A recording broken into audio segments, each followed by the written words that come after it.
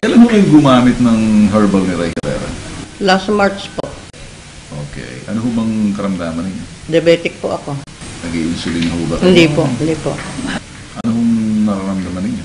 Noon po, nalalambot ako, mahina katawan ko, mataas po ang sugar ko, lagi po ako nasa ospital. Kailan nyo na-discover ho yung herbal ni Ray Herrera? May kapatid po kasi kung may kasamang nurse, yun po ang nagpa-demo po sila, yung tungkol sa gamot na herbal. Alright, so simula ng March nung uminom ho ng herbal, ano ho nangyayari sa inyo? Lumakas po ako, yun po ang naging daan mo anong panlalambot ko noon. Nung uminom ako ng herbal, lumakas po yung katawan ko, nawala yung nararamdaman kong hinang-hina ako, lagi po ako nagugutom, lagi nag-iihi. Kumusta naman ang blood pressure ninyo? Okay na po, ang BP ko po 130/70, minsan po over 60, ganun. Hindi na po tumataas ng ganun na lang. Kumusta naman ang blood sugar ninyo? Okay naman po, ang pinakamataas yung sugar noon, ngayon, 110, minsan 90. Kasi po ang normal ay 90. Dati, ilang yan? Ay dati po ang sugar ko 200 plus, 250. Ngayon po hindi na. Alam ba ng doktor ninyo na okay umiinom ng herbal? Opo, Ano opo. sinabi ng doktor ninyo?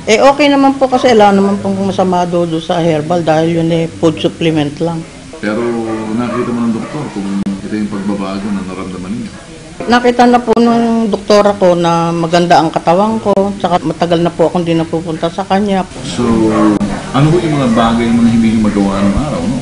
Ayun pong paglalaba, pag-exercise, saka po yung paglakad na lagi akong may kasamang gabay. Ano mga nagagawa nyo yun? Naglalaba po ako ngayon.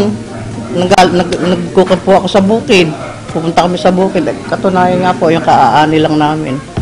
Ito po ba ay kaya ka nagsasalita sa akin? Baka binayaran kayo na Ray Herrera? Ay, hindi po. Talaga kung hindi po kami binabayaran. Kami po ang kumukuha talaga ng gamot sa kanya.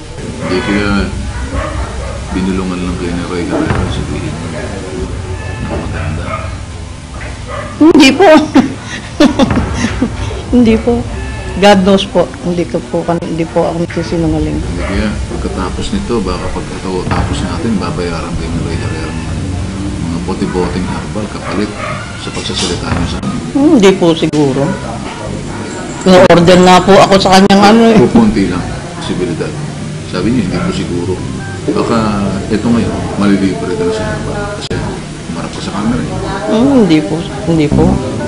Binibili ko po sa kanya yung gamot.